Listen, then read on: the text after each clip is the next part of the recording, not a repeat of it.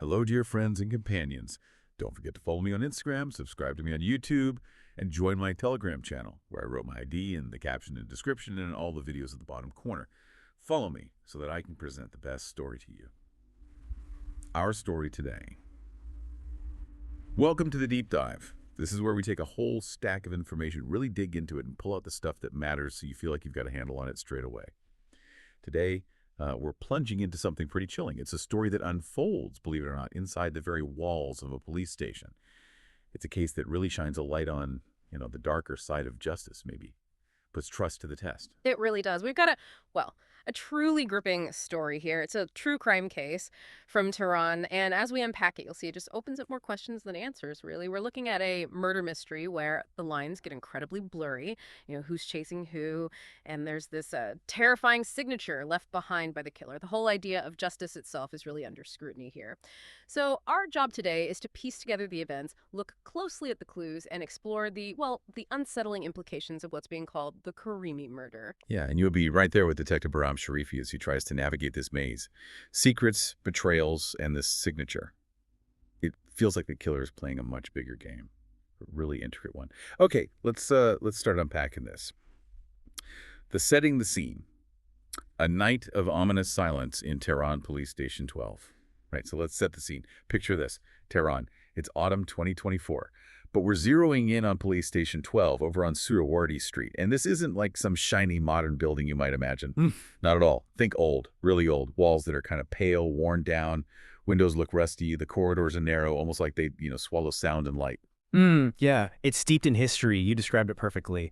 A beating heart of unsolved cases. You can almost feel the stories packed away in dusty files. Exactly. And that atmosphere, that detail, it's so important, isn't it? It sets the mood right away.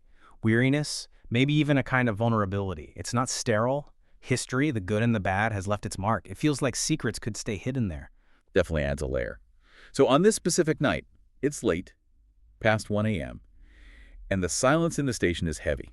Really heavy. All you hear is like this old clock ticking on the wall and the sound of someone turning papers. That someone is Colonel Nesser Karimi. He's our focus here initially. He's 45, got that salt and pepper hair, looks tired. The kind of tired eyes you get from years on the floor. He's seen too much. Yeah. He's experienced, known for being rigorous, really meticulous, obsessive about details. And he's not just killing time. He's deep into a reopened cold case, the case of a guy named Farhad Rahmani. Now, Rahmani isn't just some random suspect. He's described as a mysterious businessman. But his name, it's popped up before, disturbingly, in connection with several other brutal murders. We're talking Judge Kazemi's murder, a burnt body found in Lawley Park, a nurse at Shariati Hospital who died suspiciously, and the infamous night bat case. Wow. Okay, so this is a pattern. Exactly. It signals something much bigger, Yeah. an ongoing criminal network leaving this trail across Tehran. And what's really interesting is Karimi actively reopening this. He's not just reacting. He's connecting these dots, these seemingly separate, brutal events. It suggests Karimi, with that meticulous mind, was probably right on the verge of cracking something significant. Rahmani isn't just a suspect in one crime. He's like a central node connecting many. Karimi must have sensed that.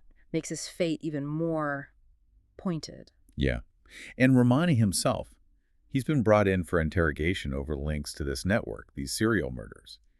But he's not what you'd expect. He's calm, composed, dressed sharp, extensive black suit. And he has this smile. It's described as hinting at deep, unsettling secrets. Like he knows something no one else does. Almost unnerving, that kind of composure under accusation. Totally. So Karimi walks into interrogation room number 3. He's got this thick file, gives Rahmani this heavy look. He says, straight up, this time you have no escape, Rahmani. But Rahmani just gives that knowing smile again and replies, Colonel, you know better than anyone that the evidence doesn't always tell everything. Chilling. Right there, the psychological battle lines are drawn.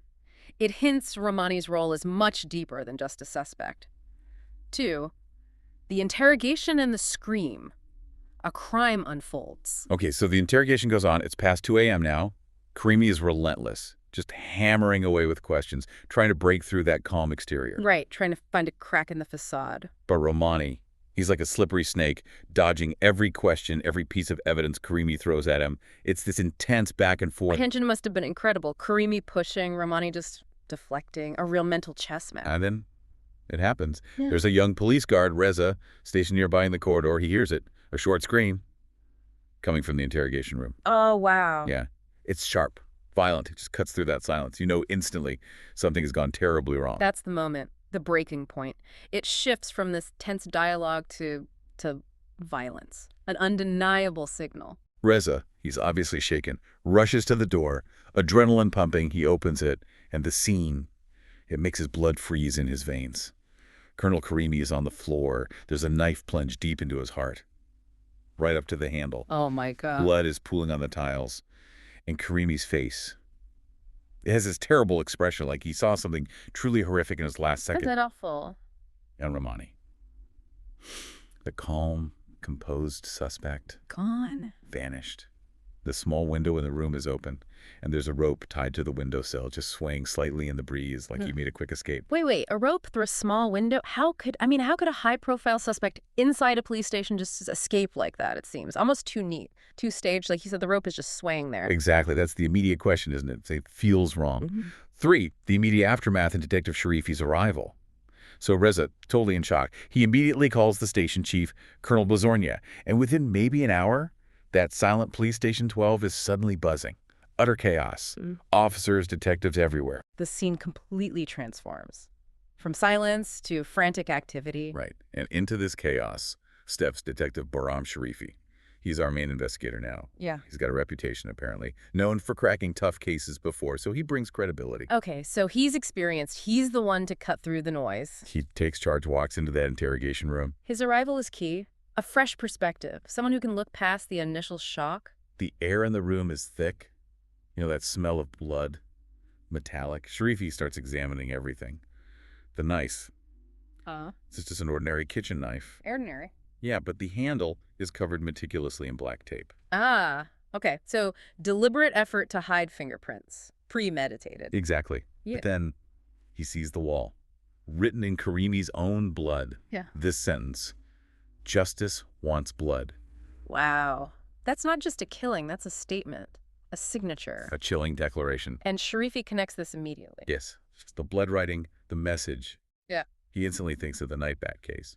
And the ropes. He mentioned seeing climbing ropes in that file. So it is connected. This signature, this justice wants blood, it's a brand for this killer or group. It's psychological warfare, isn't it? Making sure their twisted message gets out. It definitely raises the question, was Romani really behind this? Or was he, like Karimi suspected, just a piece in their game? 4. Initial investigation, questions, and anomalies. Okay, so Sharifi turns to the guard, Reza, first witness. He asks him, point blank, "Are you sure no one else came in?" Reza says, "No, just the colonel and me. I took Romani to the room. The lock was fine." Seems definite. But Sharifi's not buying it completely. Not quite. He looks at that small window again. His gut tells him something's off. It seems really unlikely Romani, given his build apparently, could have squeezed through there easily. Right, the physical logistics don't add up. Then he checks the ground outside, below the window. There are boot prints, big ones. Okay, lead? Maybe, but the rain from the night before blurred them. Can't get clear ID. Sharifi just feels it. Something's wrong with this whole scene. It feels engineered. That skepticism is vital. The easy escape route, the blurred prints. It smells like misdirection. Someone wants him looking out that window. A very clever opponent. Next, he checks the CCTV, the station's own cameras. Footage confirms Romani entering at 12:45 a.m. But there's no footage of him leaving at all. Nothing, no exit captured. Nope. But the camera in the corridor did pick up something around 1:50 a.m. Just before the estimated time of death, it recorded a blurry shadow moving quickly, face unclear. But someone was definitely there. A shadow, okay. Ambiguous. But it proves someone else was potentially involved around the critical time. And Sharifi keeps coming back to that message. Justice wants blood.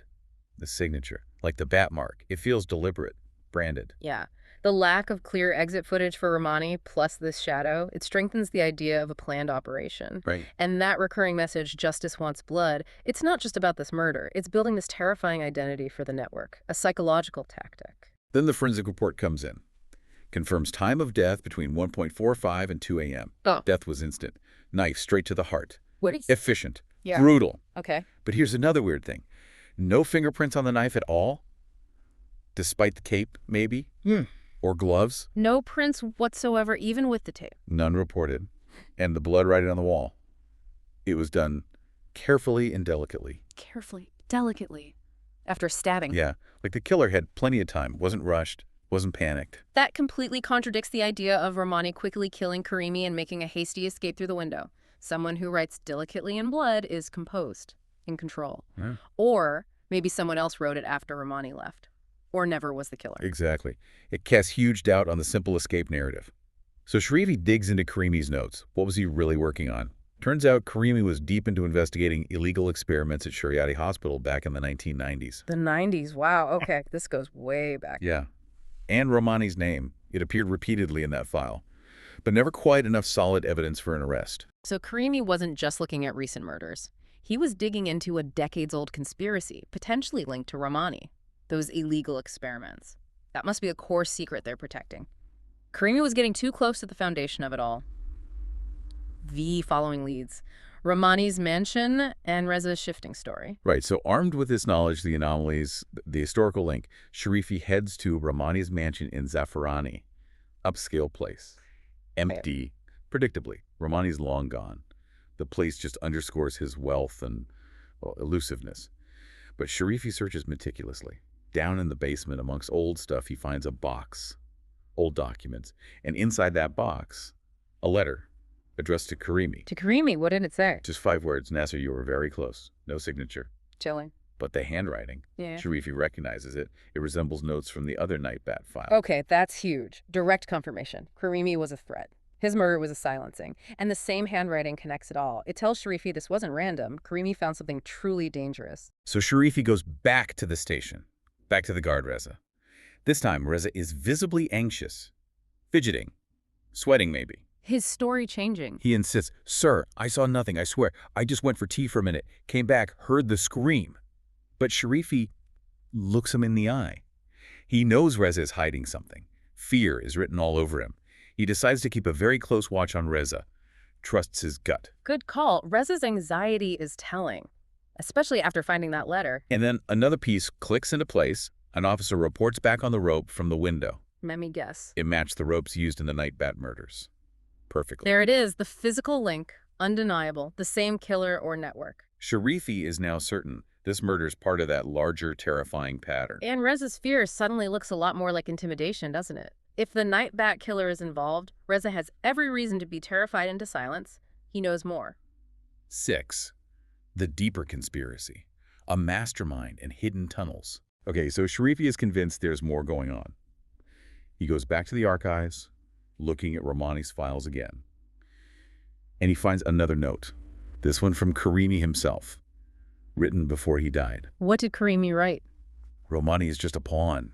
We have to find the mastermind." Wow. Karimi knew. He knew Romani wasn't the endgame. Exactly. It confirms Sharifi's suspicion. Karimi was hunting for the puppet master. That changes everything. It's not just about catching Romani anymore. It's about uncovering this hidden leader, the architect of it all. Sharifi feels Karimi must have found something huge. So he goes back to the interrogation room one more time. He examines the walls incredibly closely, looking for anything Karimi might have left, anything missed. And in a corner, hidden under some dust, he finds faint scratches. Yeah. Looks like they were made with a knife point. Scratches? Like what? As he traces them, a pattern emerges. It looks like a map. Seriously? A map of Tehran's underground tunnels. Underground tunnels Yeah. in Tehran, Yeah. starting from a police station. And Sharifi immediately flashes back to Karimi's notes about the Shariati hospital experiments. He remembers reading about an underground tunnel connected to the hospital. Whoa, okay. The map connects the police station interrogation room to the hospital from the 90s experiments. That's what it looks like. It links everything Romani, the murders, the old experiments, all potentially connected by this hidden network beneath the city. This is incredible. They weren't just escaping, they were using a secret infrastructure. Tunnels. That implies long-term planning, resources, power, a conspiracy literally built into the city's foundations. How deep does this go? Sharifi gets a special team. They go back to the interrogation room, follow the map on the wall, they check the floor tiles, and under one of them, a secret door No way. leading down into a dark tunnel. Smells damp, moldy, and the walls of the tunnel have similar scratches like markers on the map. Following the trail? They follow the tunnel. It leads to a small hidden room at the end. And inside this room, it's like a killer's lair. Yeah. Documents, more knives, similar to the murder weapon, and photographs. Photos of the previous victims, Judge Kazemi, the nurse, and among them, Colonel Karimi's photo, marked with a bright red cross. Oh, man. A kill list. Karimi was targeted. Premeditated. This room. It's the heart of it, the planning center. The similar knives confirm it's all connected. The Red Cross confirms Karimi wasn't random. They killed him because he was on that list, likely because of what he knew about those experiments, about the network itself. Who runs something like this? And what are they protecting? Unmasking the accomplice and a traitor within. Finding that room, the photos, Karimi's marked face, it changes the game entirely. Sharifi goes back to Reza, the guard. He needs the truth now. The pressure must have been immense. Reza has to know something more. He finally breaks. He confesses. On the night of the murder, he saw a man, someone in a dark coat, enter through the back door of the police station. An inside job, or at least someone with access. Reza says he thought the guy was maybe a new agent, didn't question it.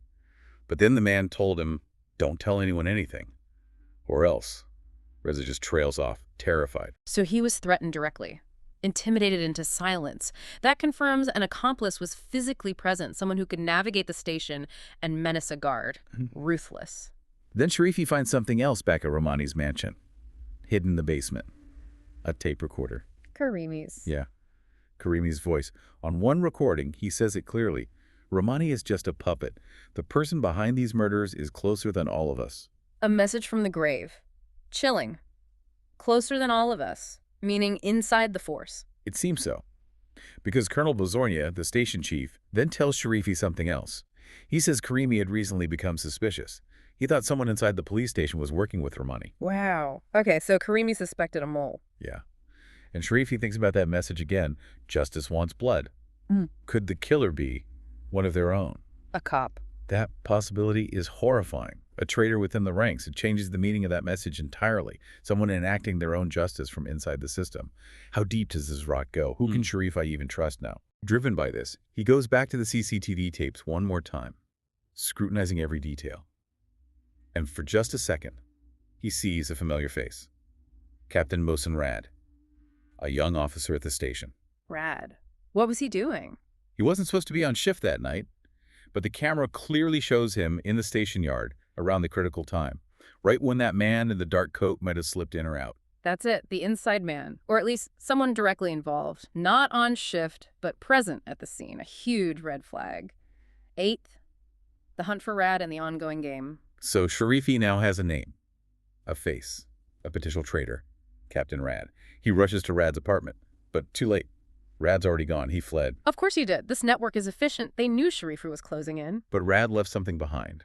On his table, a box of notes, similar style to Romani's, to the warning letter sent to Karimi. And one note is damning. It says, Karimi knew a lot. We must silence him. There's the confession. Rad's direct involvement, the motive laid bare. He was part of silencing Karimi. Not just an accomplice, but part of the inner circle. Sharifi orders Rad's arrest immediately. Teams mobilized. But Rad vanishes again. Slips through their fingers. And on his table this time, another note. This one's a taunt. Addressed to Sharifi. The game is not over yet, detective. Chilling. A direct challenge. They're telling him they're still out there, still playing. Sharifi looks out at the city lights. Tehran seems vast, full of shadows. He feels this case. It's just the tip of the iceberg, the beginning of something much bigger, much darker. And they make sure he knows it's personal the very next night. Yeah. Sharifi's at home, in his apartment, reviewing the case files. Suddenly the lights go out. Oh, no. He hears footsteps in the hallway, right outside his door. He grabs the gun, opens the door. No one's there. But on the floor, Yep. a piece of paper with the same message written on it. Justice always wants blood. They came to his home, left him a message. Exactly. The killer, the network, they're watching him. The threat is immediate, personal, and ongoing. The game is definitely not over. So, where does that leave us? The mastermind, likely Rad or whoever's controlling him, is still out there. The conspiracy runs deep, maybe even involving tunnels under the city and corruption within the police force itself. Right. And that core question hangs heavy. When the system itself is compromised, when justice is twisted into this bloody mantra, how do you find the real truth? And what's the cost going to be for Sharifi? For anyone who gets too close, we've really peeled back the layers on something deeply disturbing here. Following Detective Sharifi into this web of conspiracy, murder, and betrayal, it shows how the past, those 90s experiments, is still poisoning the present, and how hard true justice is to find when the lines are so blurred. And that phrase, justice always wants blood. It's more than just a signature, isn't it? It's an ideology, a twisted justification for these horrific acts. It forces you to think about people who believe they're enacting justice through violence, even from within the very institutions meant to uphold the law. That's terrifying. Think about it. If they can operate inside a police station, use hidden tunnels, leave notes in a lead detective's home, what else is buried under Tehran? How many more puzzles, as Sharifi called them, are waiting? Dear friends and companions, don't forget to follow me on Instagram, subscribe to me on YouTube, and join my Telegram channel where I wrote my ID in the caption and description and in all the videos at the bottom corner. Follow us so that I can present the best story to you.